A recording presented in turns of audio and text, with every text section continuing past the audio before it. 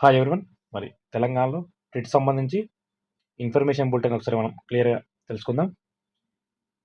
ఇందులో సంబంధించి మరి క్వాలిఫికేషన్ సంబంధించి అవ్వచ్చు, మరి అర్హత సంబంధించి ఇంటర్మీడియట్ డిగ్రీ మార్కు సంబంధించి అవ్వచ్చు, మరి ప్రజెంట్ బీఈడి సంబంధించి పర్సింగ్ ఇయర్ వారికి మరి ఇతరత్ర అంశాలన్నీ సిలబస్తో పాటు ఎగ్జామ్ షెడ్యూల్ ఒకసారి మరొకసారి మనం క్లియర్గా తెలుసుకుందాం. మరి department of school education Telangana state teacher eligible test TG TET 2025 information bulletin. మరి ఇంపార్టెంట్ నోట్స్ సంబంధించి జూన్ 15 నుంచి జూన్ 30 వరకు ఎగ్జామ్ జరుగుతున్న విషయం, అంటే ఎగ్జామ్ నిర్వహించటకు మరి నిన్న నోటిఫికేషన్ ఇచ్చిన విషయం తెలిసిందే. మరి దీనికి సంబంధించిన ఆన్లైన్ అప్లికేషన్ ఏప్రిల్ 15 నుంచి, అంటే ఈ నెల 15 నుండి, అంటే మంగళవారం నుండి మరి ఈ నెల 30 వరకు కూడా కొనసాగుతుంది.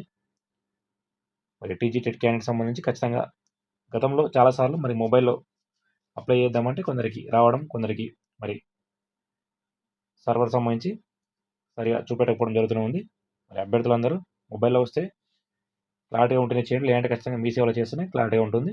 ఇక్కడ మళ్ళీ ఎయిట్ ఆప్షన్ అటు ఇటు తిరగడం టైం వేస్ట్ అవుతుంది కాబట్టి కరెక్ట్ మొబైల్లో క్లారిటీ అనిపిస్తేనే చేయండి, లేదంటే ఖచ్చితంగా ఇన్ఫర్మేషన్ బులెటిన్ ప్రకారం మరి సరైన సిస్టమ్ ఉండే విధంగా మరి మీ సేవలు అప్లై చేస్తే బెటర్. ఇక మరి స్కూల్ ఏం సంబంధించి ఒకసారి మనం టెట్ సంబంధించి కూడా ఫీజ్ డీటెయిల్ చూస్తే ఒక పేపర్ అప్లై చేయాలంటే 750, మరి పేపర్ 1 పేపర్ 2 రెండింటికి ఎలిజిబుల్ అయిన వారైతే 1000 రూపీస్ పే చేయాల్సి ఉంటుంది.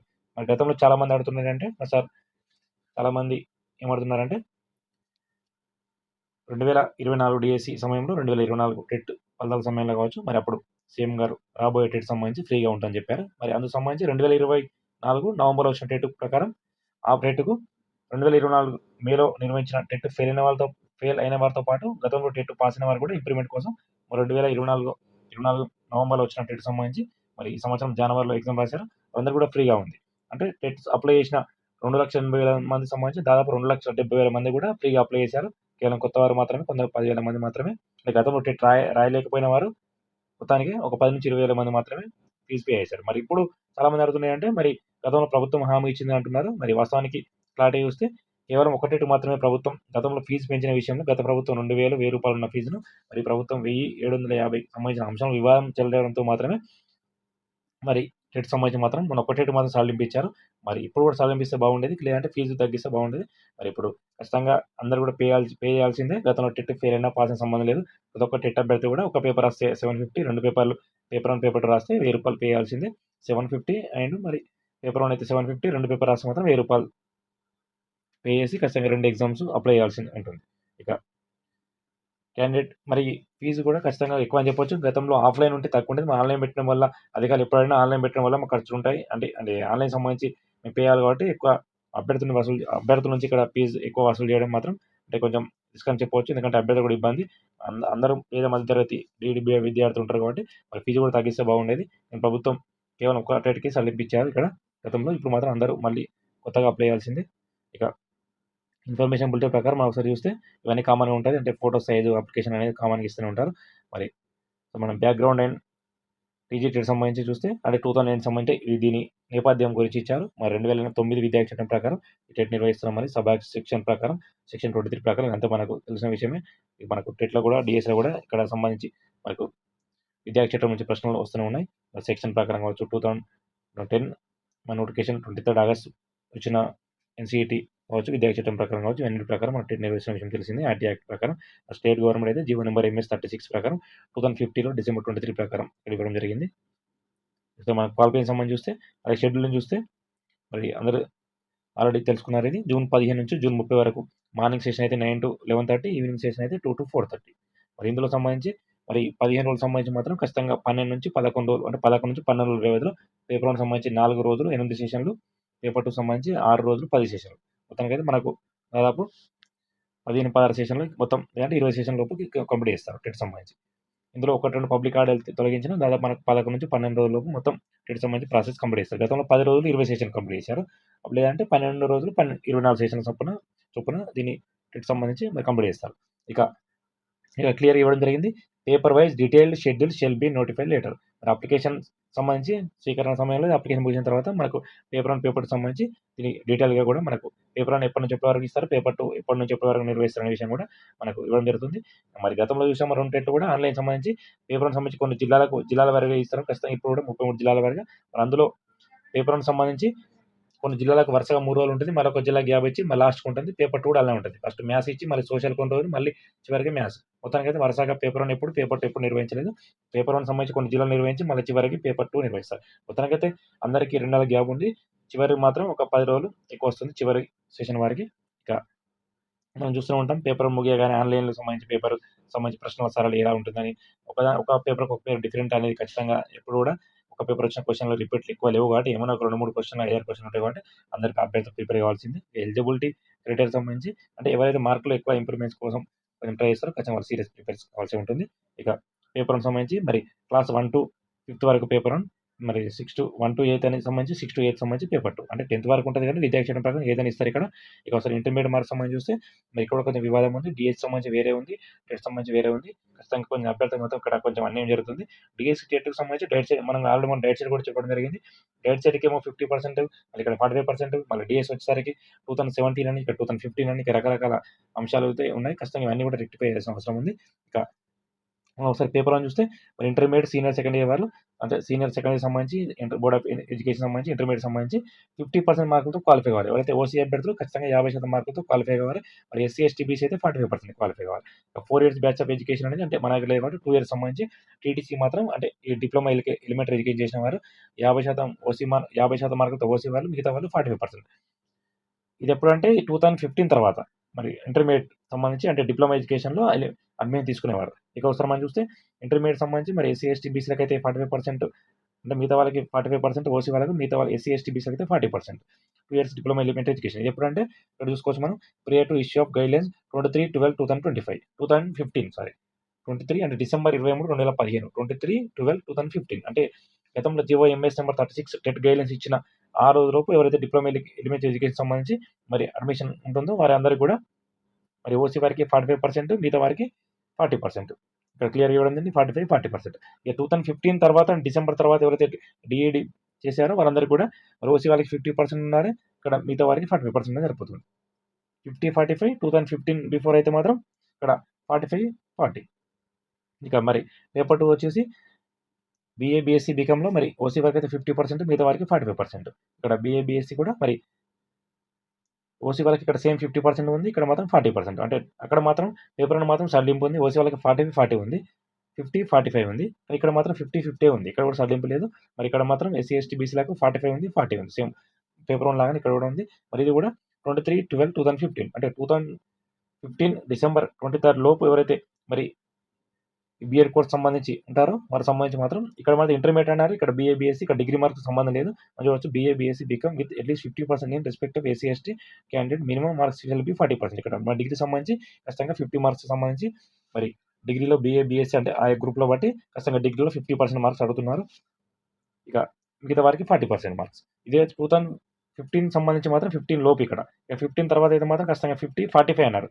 ఇక్కడ మాత్రం 40%. ఓసీ వాళ్ళు మాత్రం 50, 50. అది ఖచ్చితంగా అందరూ కూడా బీఈడీ సంబంధించి ఆ రోజులోపు బీఈడీ సంబంధించి చేసుండాలి. మన డీఎస్సీ కూడా చూస్తున్నాం. డీఎస్సీ కూడా మరి మాకు డిగ్రీ మార్కులు అడుగుతున్నారు. ఇక్కడ హెచ్‌ఈటీ మాత్రం మళ్ళీ ఇంటర్ మార్కులు. ఇక్కడ కూడా మరి డీఈడీ మార్కులు మాత్రం డీఈడీ ఇప్పుడు జాయిన్ అయ్యారు అడుగుతున్నారు. బీఈడీ ఎప్పుడు జాయిన్ అయ్యారు అడుగుతున్నారు. కానీ మనకి ఎక్కడ కూడా డీఈడీ మార్క్స్ ఎంత ఉండాలి, బీఈడీ మార్క్స్ ఎంత ఉండాలి మాత్రం ఇక్కడ అడగట్లేదు. అది మరి ఇక్కడ ప్రభుత్వం కూడా ఖచ్చితంగా డీఈడీ మార్కులు అదే మన ఇంటర్మీడియేట్ మార్కులు, డిగ్రీ మార్కులు, సంబంధించి డైట్ షీట్‌కి సంబంధించి కావచ్చు, టెట్ సంబంధించి కావచ్చు, డీఎస్సీ అన్నిటికి సేమ్ పర్సెంటేజ్ విధానం పెడితే అభ్యర్థులకు కొంచెం వెసులుబాటు ఉంటుంది.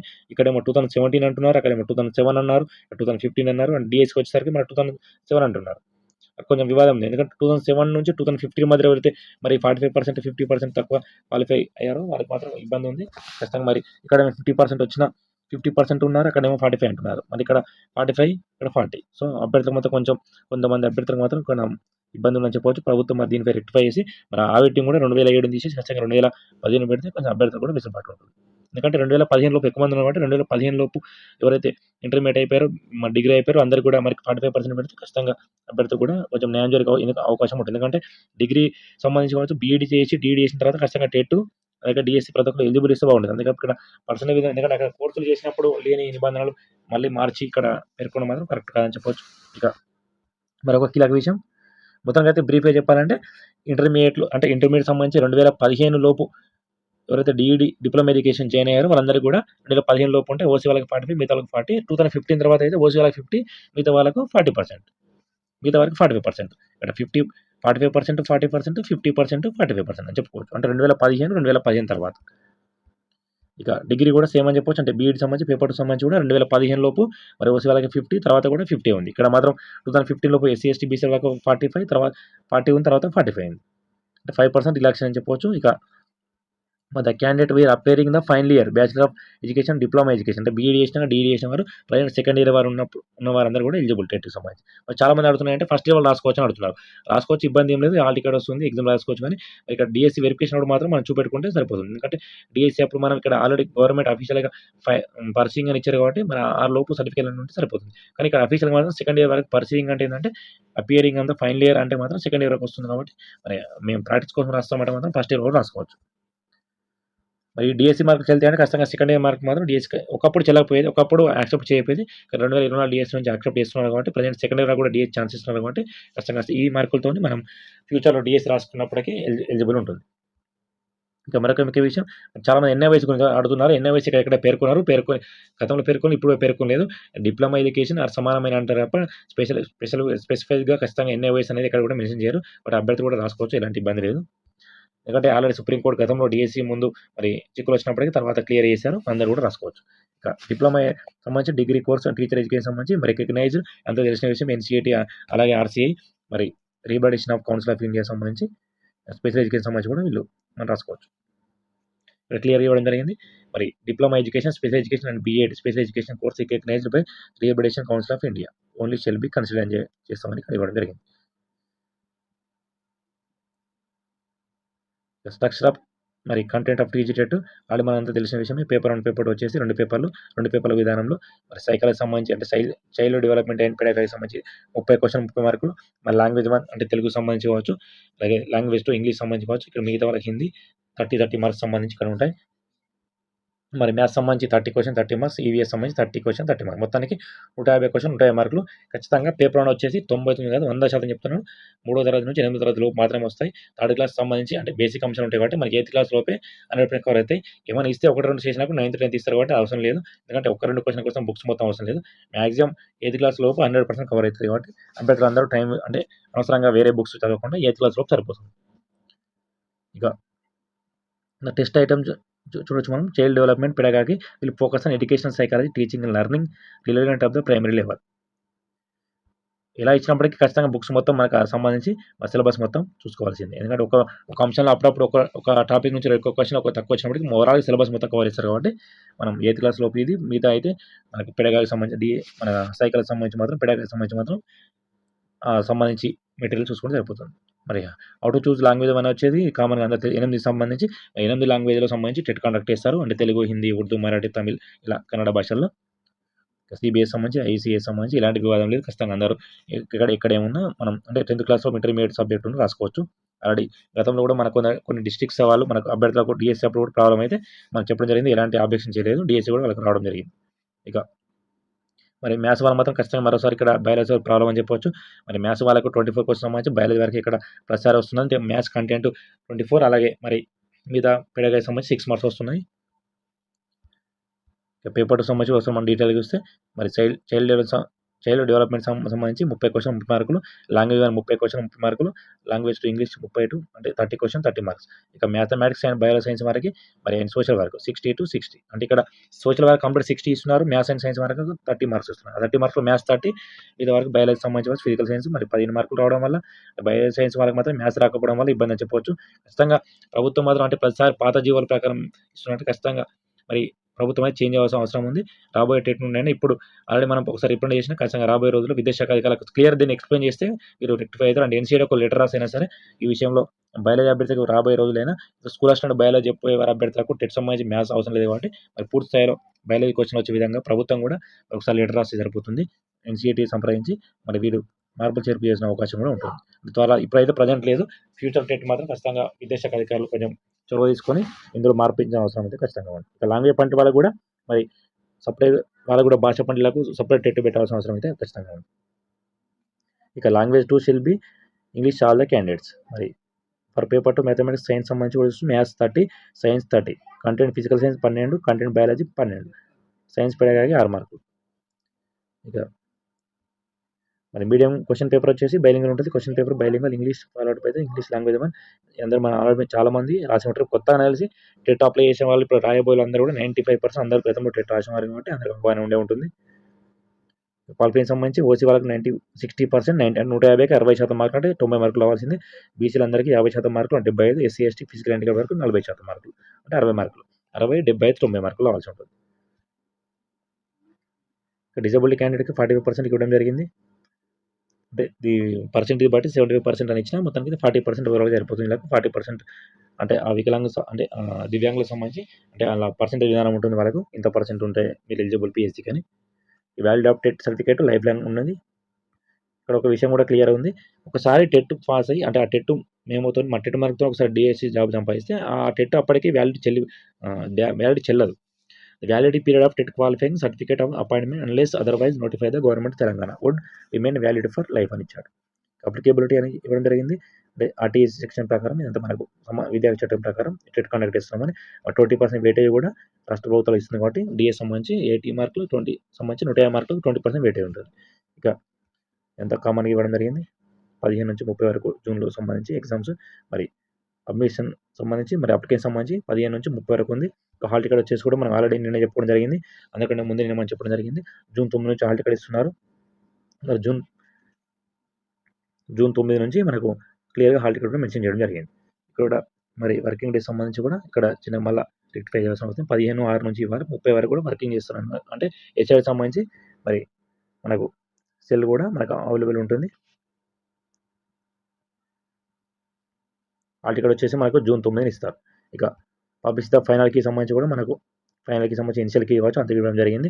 డైరెక్టర్ ఆఫ్ స్కూల్ ఎడ్యుకేషన్ సంబంధించి chairperson TG TET CBT due giving responsible time to candidate reasonable time to candidates filing objection సంబంధించి కూడా డైరెక్టర్ ఆఫ్ స్కూల్ ఎడ్యుకేషన్ సంబంధించి టీజీ ఫైనల్కి published for the information candidates recommendation petition ఆబ్జెక్ట్స్కి periods shall not be content అంటే ఫైనల్కి వచ్చిన తర్వాత ఇలాంటి అబ్జెక్షన్ తీసుకోమని ఇవ్వడం జరిగింది.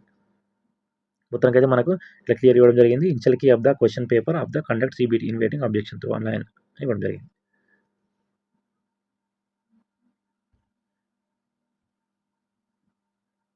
సిబిటీ మోడ్లో కంప్యూటర్ మోడ్లో అంటే కంప్యూటర్ బేసిక్ విధానంలో మనకు పరీక్షలు జరుగుతున్న విషయం తెలిసింది.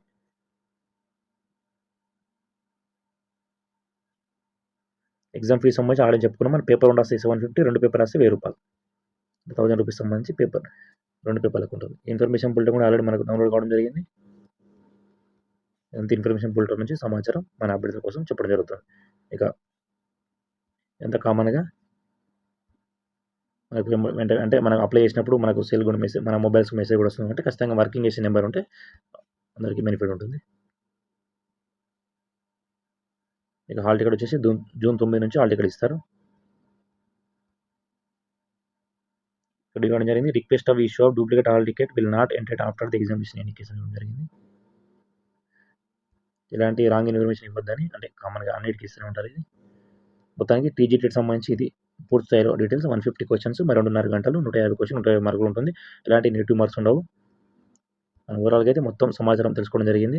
ఇక సిలబస్ సంబంధించి కూడా details syllabus TG TET June 25 examination paper 1 paper 2 కింద డౌన్లోడ్ ఇక్కడ నుంచి మన వెబ్సైట్ నుంచి మనం డౌన్లోడ్ చేసుకోవచ్చు. 15 నుంచి అవైలబుల్ ఉంటుంది. సిలబస్ ఎలాంటి మార్పులు లేవు. పాత డేట్ ఎలా ఉందో అలాగే ఉంటుంది.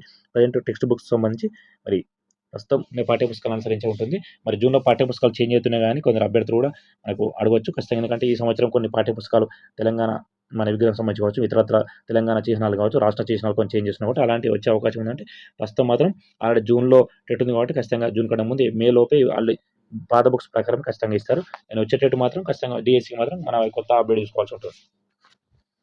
టెక్స్ట్ బుక్లో కొన్ని అంటే తెలంగాణ రాష్ట్ర ప్రభుత్వం మారిన తర్వాత అంటే కొత్త ప్రభుత్వం వచ్చిన తర్వాత ఏమేమైతే మరి వాళ్ళు ఇచ్చారో ఖచ్చితంగా సంబంధించి మాకు కొన్ని మార్పులు చేర్పు ఉండే అవకాశం ఉంది. తర్వాత ఉంది ఇప్పుడైతే టెట్కు మాత్రం ప్రజెంట్ ఉన్న టెక్స్ట్ బుక్స్ మాత్రమే ఉంటుంది. డేట్ ఆఫ్ నోటిఫికేషన్ ఆల్రెడీ మనం చూసాము. మొత్తానికి అయితే మొత్తం 15/11 నోటిఫికేషన్ వస్తుంది. 11 సంబంధించిన నోటిఫికేషన్ ఇచ్చారు. 15 నుంచి ఆన్లైన్ అప్లికేషన్ ఉంటుంది. ఇక 9న హాల్ టికెట్ ఇస్తారు. జూన్ 9న హాల్ టికెట్ మరి రిజల్ట్ వచ్చేసి మనకు జూలై 22 ఉంది. ఆల్రెడీ మనం చెప్పుకున్నాం. ఖచ్చితంగా మన డిఎస్ సంబంధించి మాత్రం ఇస్తే ఇప్పుడు ఇచ్చినా సెప్టెంబర్‌లో లోపైతే ఎగ్జామ్ ఉండే అవకాశం అయితే లేదు. మాకు అభ్యర్థులకి ఏంటంటే ఎక్కువ మంది అభ్యర్థులు కోరుకునేది మరి ఇప్పుడు మన డీఎస్సీ నోటిఫికేషన్ ఈ రాబోయే నెల రోజులు ఇస్తే మాత్రం అభ్యర్థులందరూ ఖచ్చితంగా సీరియస్‌గా, సిన్సియర్‌గా ప్రిపేర్ కావచ్చు. మళ్ళీ టెట్ తర్వాత రిజల్ట్ వచ్చిన తర్వాత ఏంటంటే మన ఆగస్ట్‌లో పోయే అవకాశం ఉంది. మన ఆగస్ట్‌లో డీఎస్సీ నోటిఫికేషన్ ఇస్తే ఖచ్చితంగా మన నోటిఫికేషన్ మళ్ళొక కంపల్సరీ 2, 3 మంత్స్ ఇస్తారు. అది ఇప్పుడు ఇస్తే డైరెక్ట్ మనకు సెప్టెంబర్‌లో ఎగ్జామ్ ఉంటే మనకు పెద్ద ఒత్తిడిగా ఉండదు. మేము సీరియస్‌గా ప్రిపేర్ కావచ్చని అభ్యర్థులు కోరుతున్నాం. కాబట్టి ప్రభుత్వం కూడా మరి త్వరగా నిర్ణయం తీసుకొని డీఎస్సీ నోటిఫికేషన్ ఇస్తే బాగుంటుంది. ఎందుకంటే మళ్ళీ టెట్ రిజల్ట్ వచ్చిన తర్వాత డీఎస్సీ అంటే మాత్రం మళ్ళీ జూలై 22 వరకే మనకు టెట్ రిజల్ట్ వస్తుంది కాబట్టి మరి ఆగస్టు వరకు డీఎస్సీపై నిర్ణయం రాకుంటే మరి కొంచెం టైం అంటే మరి అక్టోబర్ వరకు పోయే అవకాశం ఉంది కాబట్టి ప్రభుత్వం కొంచెం త్వరగా నిర్ణయం తీసుకుంటే అభ్యర్థులు కూడా వెసులుబాటు ఉంది. ఎలా ప్రభుత్వం డీఎస్సీ ఏసే తప్పదు కాబట్టి కొంచెం ముందు వేస్తే అటు అభ్యర్థులకు కూడా వెసులుబాటు ఉంటుంది. సో ఇది ఫ్రెండ్స్ మొత్తానికైతే మన పూర్తి స్థాయిలో డీటెయిల్ తెలుసుకోవడం జరిగింది. ఇది ఫ్రెండ్స్ లేటెస్ట్ అప్డేట్. థాంక్యూ.